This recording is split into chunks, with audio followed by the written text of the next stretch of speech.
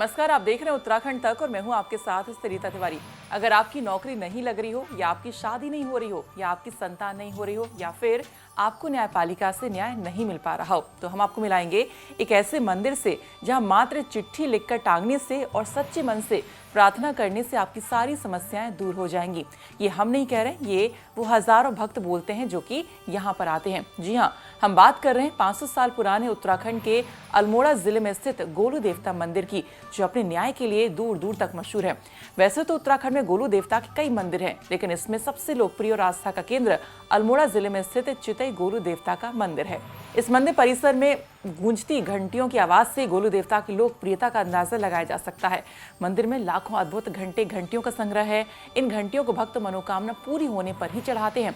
चितई गोलू देवता मंदिर में भक्त मन्नत मांगने के लिए चिट्ठी लिखते हैं। इतना ही नहीं, कई लोग तो स्टाम्प पेपर पर लिखकर अपने लिए न्याय मांगते हैं। गोलू देवता के मंदिर में न्याय की अर्जी लगाई जाती है। मंदिर परिसर में लाखों की संख्या में चिट्ठियां और घंटियां मौजूद हैं, जिनको भक्तों के द्वारा चढ़ाया गया है।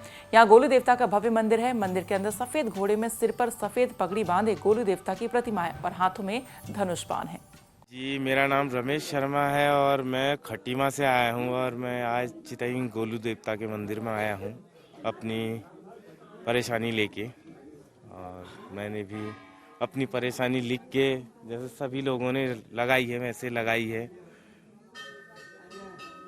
और जो भी यहाँ की मान्यता है कि जो भी आप लिख के सच्चे दिल से डालें तो उसका निवारण होता है। आज हमने भी कोशिश करी है कि भगवान से हमें भी न्याय मिले और हमें भी। कितना विश्वास है प्रभु? जी, विश्वास तो सिर्फ भगवान पे ही विश्वास है आजकल तो, और किसी पे आप नहीं कर सकते।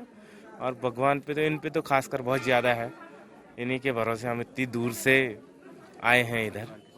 जी, पूरे परिवार के साथ हम इधर आए हुए हैं और आस्था बहुत है इनसे हमारी। मंदिर के पुजारी ने इस मंदिर के इतिहास के बारे में बताया कि कैसे गोलू देवता की न्याय के देवता के नाम से पहचान होने लगी। ऐसा है, ये प्लेस नेम इसका चितई है। गोलू देवता का मंदिर है। ये 500 साल पुराना प्राचीन मंदिर है। इनका जन्म जो है चंपावत में हुआ था, कत्यूरी वंश में। इनके पिताजी झलराई थे। उनकी 7 रानियाँ थी। 7 रानियों से जो है कोई भी पुत्र उत्पन्न नहीं हुआ। फिर एक साधु के भेष में एक ब्राह्मण देवता आए। उनके पिता से कहा कि आप माता कलिंगा से विवाह कीजिए, आपका पुत्र उत्पन्न होगा, संतान उत्पन्न होगी। तो फिर माता कलिंगा से इनके गोलू देवता के पिता झलराई जी ने विवाह किया।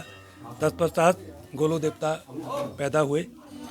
उसके बाद जब पैदा हुए तो 7 रानियाँ जो हैं ईर्ष्या से जल उठी कि हमारी आज तक कोई संतान नहीं हुई, तो इनसे संतान हो गई है। तो उन्होंने गोलू देवता के स्थान पर माता कलिंगा के वहाँ पर सिलबट्टा रख दिया और गोलू देवता को गाय के तबेले में छुपा दिया। गाय के तबेले में छुपाने के बाद उन्होंने माता कलिंगा से कहा कि आपका कोई पुत्र उत्पन्न नहीं हुआ है, ये सिलबट्टा उत्पन्न हुआ है। तो फिर एक 7 रानियों ने एक जाल बिछाया, एक काठ का बक्सा बनाया। काठ का बक्सा बनाने के बाद उनको उसमें रखा गया, गोलू देवता को। फिर उसके बाद उसको नदी में प्रवाहित कर दिया गया। नदी में जैसे ही बहाया तो कुछ दूरी पर जो है भाना नाम का एक मछुआरा अपना रोज़ जाल बिछाकर मछली निकालकर अपनी आजीविका करता था। तो उसने देखा आज बहुत बड़ी मछली मेरे जाल में फंसी हुई है, आज मेरी जो है अच्छी इनकम होगी। तो जैसे ही उसने बाहर अपना जाल निकाला तो उसमें एक बक्सा था। उसने बक्सा खोला। बक्से में गोलू देवता, उस समय तो किसी को पता नहीं होगा कि ये गोलू देवता ही है, एक पुत्र उनको प्राप्त हुआ। तो वो बहुत प्रसन्न हुए, क्योंकि उनकी भी जो मछुआरे थे उनकी भी कोई संतान नहीं थी। वो घर आए, उन्होंने अपनी पत्नी को कहा कि आज बहुत बड़ी मछली जो है मेरे जाल में फंसी है। और ये जब उन्होंने, उसकी पत्नी ने, मछुआरे की पत्नी ने उनको देखा तो वो भी बहुत हर्षाई, वो खुशी मनाने लगे। उन्होंने वहाँ पर मिठाई वगैरह बांटी। तो फिर जब वो बड़े होने लगे तो उन्होंने भाना नाम का जो मछुआरा था उनको बोला मेरे लिए एक घोड़ा लाओ आप। तो अब वो तो मछुआरा था, उसकी आजीविका इतनी नहीं थी कि वो घोड़ा ले आता। तो उसने एक खेल करने के लिए काठ का घोड़ा बना दिया उनके लिए। तो जब घोड़ा बनाया तो खेलते खेलते उसी स्थान पर पहुंच गए जहां उनका जन्म हुआ था। तो वहां पर एक तालाब था। उनकी 7 पहले की जो माताएं सौतेली थी वो पानी भर रही थी। तो उन्होंने कहा कि आप पहले हट जाइए, मेरे घोड़े को बहुत प्यास लगी है, इसको पानी पीने दीजिए। तो वो सब हंसने लगी। उन्होंने कहा कहीं काठ का घोड़ा भी पानी पिएगा आपका? तो उन्होंने कहा जब इस पर गोलू देवता बोले कि जब कोक से सिलवट्टा पैदा हो सकता है तो काठ का घोड़ा भी पानी पी सकता है। ये बात सुनते ही हल्ला मच गया और जब ये बात राजा को पता चली तो उन्होंने अपनी 7 पत्नियों को मौत की सजा सुनाई।